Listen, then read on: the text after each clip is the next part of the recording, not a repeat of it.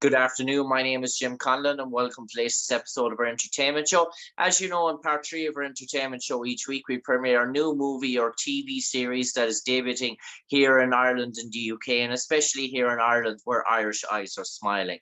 And up for discussion this week, it's a blockbuster movie that's filmed, was gone worldwide, but it was filmed in County Cork here in Ireland. It's called The Gates. It features an all-star cast, including legendary actor John Rhys Davies, Richard Brake, Elena Delia, and our special guest this evening from County Dublin, but now based in the UK, Michael Yare, who plays the character Lucian Aberton. And Michael, first of all, great to speak to a fellow Irishman there today. And The Gates, I saw the trailer for it, and I was very excited about this. It almost felt to me like a medieval type, Jack the Ripper type, Sherlock Holmes, that sort of vibe in the 18th century. And I always had a real draw for that sort of era in English sort of history in terms of that. It was sort of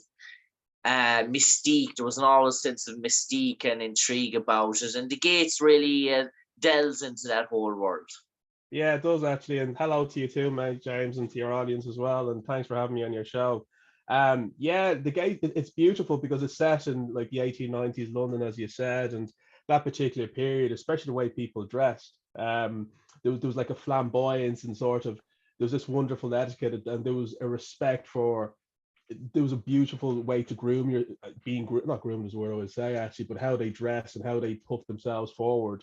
That's something that always stuck me from that particular period actually. And with The Gates in particular, it's as you said, it starts in 1890s London, and it's based on a serial killer called William Colcott and his murder of numerous women within London in that period, and his subsequent execution as well, and sort of what happens within subsequent to that as well actually. So yeah, it was a lot of fun, and as you said at the start, it's such an incredible cast. Like Richard Brake, I'm a massive fan of actually. I just think he's a superb character actor. He's always one of those faces that he's almost in absolutely everything, but it just shows, number one, his work ethic, should I say, and number two, he's just a brilliant guy to be around. And then you got the legendary John Rhys Davies as well. Again, another, he's just an incredible human being. I felt very lucky on this job, and I could watch him all day, especially when we were filming in between takes.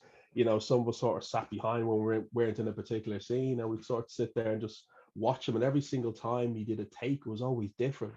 And those sort of actors, like, they're the ones I always look up to the most. So I feel quite blessed to be a part of it. And yeah, it's incredible. Like, in my view, it's a brilliant film with, you know, directed by Stephen Hall and written beautifully by Tim Reynolds. So yeah, it was a lot of fun. You mentioned John Rhys Davies, and he's almost got that almost Porro feel to him in terms of that. When you start to think him, you could think that here's a guy who could fit in beautifully to the role of Porro, and he sort of brings that across, say, here on The Gates in terms of how he goes about this sort of investigation in terms of that. And I mean, you mentioned Richard Brake, and Richard Brake, you looking at him, you would be scared. And in terms of his portrayal, he does that sort of guy in the street that if you saw him, you would take 2 steps back rather than 2 steps forward. He brings that off to a T. He's just something about exuberance, the way he sort of holds himself. It's sort of terrifying or demeaning. He's sort of, his body language alone, let alone when he opens his mouth, his body language alone would give you the shakes. It's the physicality as well, but there's other. I think there's other. He's just a great character actor, and there's a film. I think it was Batman Begins actually, and I think I remember he played Joe Chills, and there was a different side to him as well. So it's not just sort of the terrifying and sort of fearsome physicality he brings. He's got that subtlety as well in his locker. So he is quite a well-rounded performer in my view. So in my view, I think the guy can do absolutely anything. Just because number one, he's just a brilliant actor. Number two is the workmanship at the same time, and that ability to want it to work. You know, that way he's happy to job, and that's what you want as an actor in particular. And then John Rhys Davies. He has this sort of natural grandeur. You know, that way, this sort of, the natural sort of ability to hold a room, and to sort of, when he walks in, it's something, the air changes, but it changes in a really brilliant, positive way, actually. And he just makes everybody, like, this is a guy it's been I think he's probably 5-6 decades in the industry, and every single job, it feels like it's his first job. He brings that onto the set, and you wouldn't think what that was experience, but he's so open and so given with his time. It's just it's wonderful to see, and I think it's sort of synonymous with these, in a sense, old school actors, actually, because they've got that sort of natural ability to connect with people within the cast and crew, but as well as on screen as well, and they're able to sort of find these subtleties in their characters. You never see John as the same thing over and over again. There's always a beautiful tweak to what he does. So being around people like that was just an absolute godsend for me. And Michael Yare, can you tell us about your character in The Gates? What's his name, and sort of what role does he play, and how is he directly involved in the movie? Is he undecided, good or evil? That's yeah, he's Lucian Aberton is his name, and he's a medium. He's like a psychic medium that dabbles in spiritualism and shamanism, in a sense. And when we see him, actually, when we were introduced to him, it's in a sense that he's come to sort of to battle this particular spirit and villain in Richard Brake's William Callcott. And he has fought various spirits and demons and sort of supernatural characters all his life. He's traveled around the world. He's a lone wolf, in a sense, that has battled so many things. And to come across somebody like William Callcott, who's got you'll see the reason for his drive within the movie, but he's got this ferocious drive and this determination, and that's something that I feel Lucian hasn't come across before, and that sort of creates a wonderful dichotomy in the movie. So trying to figure out where he goes and how he faces down this particular challenge, and that's where you see, in particular, John's character and Elena's character, Emma, both Frederick and Emma, come together, and they're, in a sense, Lucian's got the old spiritual sort of shamanist ways of doing things, and then the other side you have like John and Elena's character, who are actually the future. They want to use technology to try and combat these spirits and demons, and it's that weird sort of tug of war, in a sense, about what's the right method, in a sense, to challenge Richard's character, and hopefully that comes across well in the film, I hope.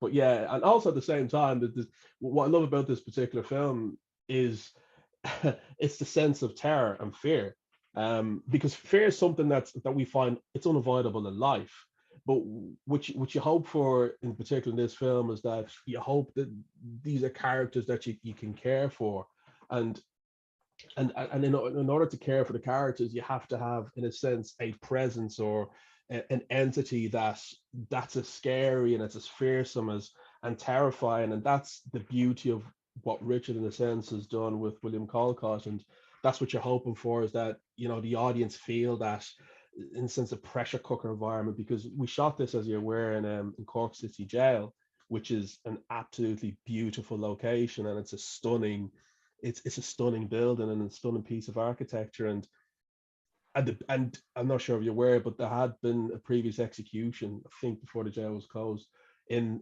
that particular building, actually. So when you were filming in there, like, we certainly felt it, actually, because we filmed a lot of night shoots, actually, and it was chilling when you're in there. It was spine tingling when you're in there, and that we're hoping, like, in my view, I think Stephen captured this wonderfully, is that it's that sort of pressure cooker environment, that intensity, that what's the word I'm looking for, in a sense. There's something claustrophobic, in a sense, about it, and you want the audience to sort of come on that journey Something with you. eerie. So it's eerie, yeah. There's an eeriness to it. There's a beautiful eeriness to it, and it's been directed wonderfully by Stephen, in my view. And of course, I'll be biased, and the DLP was Bertie, who was absolutely incredible. So yeah, it's just, we're hopefully people enjoy the piece as much as we enjoyed making it. Yeah, but what intrigued me about seeing the trailer and getting to see glimpses of the movie that haven't been released yet, it almost seemed to me that it was more about the story rather than the horror. It's mild horror, but this is all about the story. Sometimes we watch horror movies and there's so much given into the special effects and so much given into how the gore comes across or how the scenes come on, that sometimes the story gets lost in between. But very much the story takes center stage with the Gates in terms of, so it's a different sort of movie in terms of why I dub it. It's more mild horror. It's more about the tale rather than the depictions, dare I say. Yes. Yeah, absolutely. That's a very fair comment, actually, because it's about the relationships in particular. And you see the sort of the father and daughter relationship between Frederick and Emma. And then you also see the natural sort of angst and frustrations in particular. Oh, well, I hope it comes across that way, which we did try and pull off, as I said, the relationship between Lucy and both Frederick and Emma, and also with Lucy and Emma too. And you're trying to sort of, it's every day. We all have these sort of everyday tensions, these everyday issues. And I think what makes a good horror story in a sense is that you try and root it in reality as much as possible. I think that what makes a good horror story. And to your point, and also the relationships in a sense between, well, I don't want to give too much away from William's particular character, but there's a reason why he's quite ferocious and quite driven in nature, and that's the connection in there, is having those quite human stories in there. And that's what, as you said, yes, it's a horror first, like in my view, first and foremost, but secondly, it's the story, the human element to it, and those connections that we have as people. What sort of, hopefully, in my view, carries it. And what really intrigues me about the Gates is in terms of production, in terms of shooting. We see all these movies that go to so much expense in terms of lofts, in terms of locations, building up sort of stages from scratch. You just took one building in the middle of Cork City and decided, right, we're going to make a feature film out in this sort of building, and let the writing stand on its own, and let the acting sort of stand on its own. So it just goes to show you quality work can be produced without having to spend in terms of offshoot locations and block shoot locations and building up stages from scratch. You just have to find the right environment, the right people, and the right story. 100% actually, and that's the beauty of what Tim Reynolds has created from a writer, and both Stephen as well from a writer's point of view, is that the location is key to this story. You know, everything that happens this particular location it's almost in a sense a character in its sense, if you see where I'm coming from. And that's the beauty of what we created. But it's always what I always love about it, like films like of this nature, is that if you have too many locations, it tends to sort of, you lose a little bit. The locations are cool, they add a lot of flavor to stories, but if you got something that's set in one place, it's a lot more easier to focus on the characters, to focus on the people, and to focus on the issues and dilemmas that they're all going through. And that's, you know, every movie has its own way of doing things, and I really enjoyed this particular process of being within Cork City Jail, which is, it's an incredible location. As I said, it's eerie, it's chilling, it's spine tingling, and to sort of try and use the atmosphere within that particular in the jail itself, I thought was really enjoyable. So yeah, as you said correctly, it's a character in itself, and the story is the most important thing, and these relationships with these varying characters is sort of, there's a push and pull element to it. So yeah, it was very enjoyable. And Michael, before we came on air, you mentioned to me about another project that you got to work in this time a bit. You travelled there, I say, a good bit for this project in relation to an FBI sort of thing. You might enlighten our audience and our viewers. Are you after one of the most wanted people in America? Or? It's a CBS show called FBI International, which was created by Dick Wolf, and we filmed that in Budapest. And Dick Wolf, Law and Order. Yeah, Law and Order. He's a absolute legend actually. So I play like a director of the DEA called Rick Larson actually, and that was a lot of fun. So yeah, that airs in Paramount and CBS, Paramount Plus should I say, and CBS, need to get that right actually. So yeah, it was a lot of fun to do, and really great people to work with actually. So yeah, I did that earlier this year actually. So should be released quite soon. So yeah, it was a lot of fun. Yeah. And Michael, Yare, before we let you go, obviously a moviegoer here in Ireland, you've ventured many cinemas throughout the country. You might give the people, your own people, the scoop why they should go to the cinemas on June the 27th, watch the gates. And Michael, Yare, if you come to Dublin and even having to hunt them into your local cinemas, what would you say to them to persuade them to watch the gates? Oh, if you're looking for a good old fashioned storytelling, if you're looking for a bit of fear, intrigue, suspense, spine-tingling drama, then get yourselves down to the cinema to go and see the gates, and a bag of popcorn and a nice slush puppy if you have it, and go and enjoy it. That sounds very nice indeed. I might take you up on that offer. Michael, Yare, from me, Jim Conlan, it's been an absolute pleasure talking to you on the airways this evening. Jim. We wish you all the best with the gates and also Thanks, with appreciate FBI International. Michael, we might catch up sometime soon in the near future, but for the moment, stay safe, take care, and God bless, mate. Thanks, mate. An absolute gentleman. Thank you so much for having me. Cheers.